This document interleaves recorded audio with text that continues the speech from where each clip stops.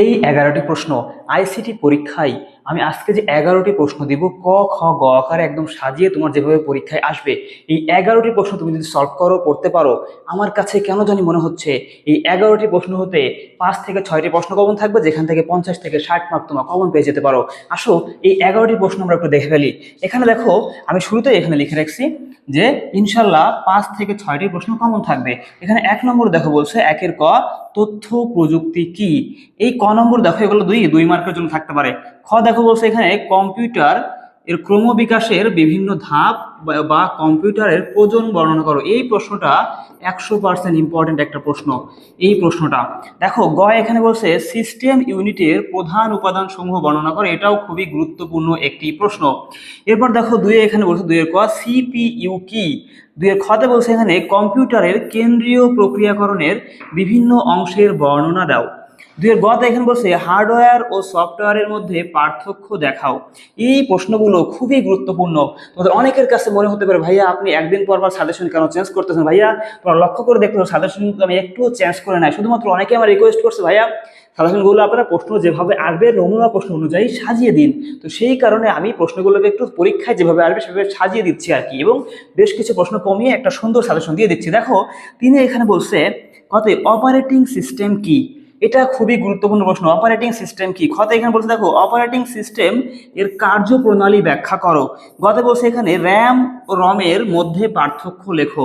আমি আগে যখন সাজেশন দিয়েছিলাম তখন এই জায়গায় অপারেটিং সিস্টেমের কার্যপ্রণালী জায়গায় কিন্তু অন্য একটা প্রশ্ন দিয়েছিলাম। ওই প্রশ্নটাও গুরুত্বপূর্ণ, ওইটাও পড়বার সাথে এই প্রশ্নটাও আমার কাছে আরো বেশি গুরুত্বপূর্ণ মনে হচ্ছে।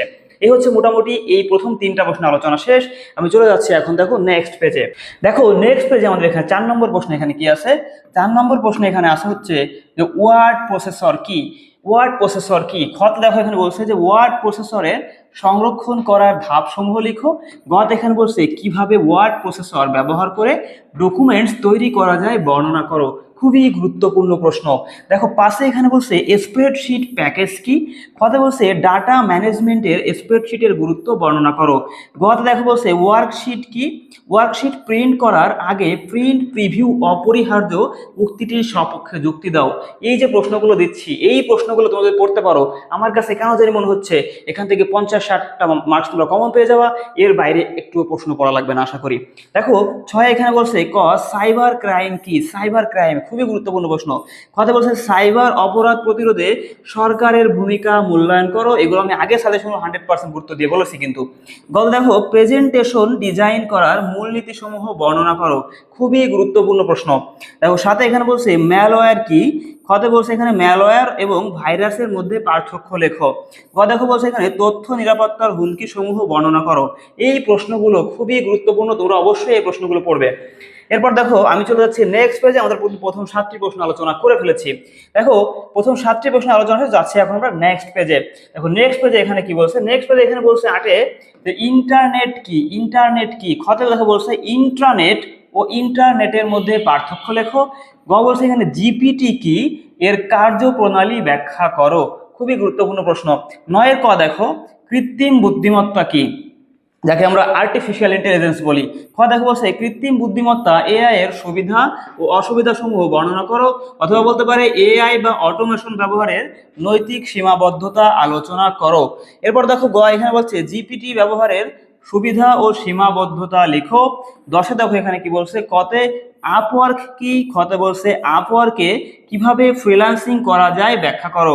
10-এর গতে বলছে একটি আকর্ষণীয় ফ্রিল্যান্সিং প্রোফাইল তৈরি করার ধাপসমূহ লিখো। 11 বলছে এখানে ফ্রিল্যান্সিং ক্যারিয়ারের চ্যালেঞ্জ সমূহ বর্ণনা করো। 11 খতে এখানে বলছে বাংলাদেশে ফ্রিল্যান্সিং এর সমস্যা সমাধানের উপায় আলোচনা করো। 11 গতে বলছে বাংলাদেশের অর্থনীতিতে ফ্রিল্যান্সিং এর অবদান তুলে ধরো। এই যে 11টি প্রশ্ন আমি দিলাম, আমার কাছে মনে হচ্ছে এই 11টি প্রশ্ন পড়লেই আমার কাছে মনে হয় এখান থেকে 50 থেকে 60 মার্কস কমন পাওয়া সম্ভব। এখন কমন আগের পরীক্ষায় কমন আসছে, আমি আশা করি এই পরীক্ষায় কমন আসবে। সবাই মনোযোগ দিয়ে পড়ে ফেলো, আর আমরা সবাই চাই তোমরা সবাই ভালো করো। ইনশাল্লাহ দেখা হবে বিজয়ে।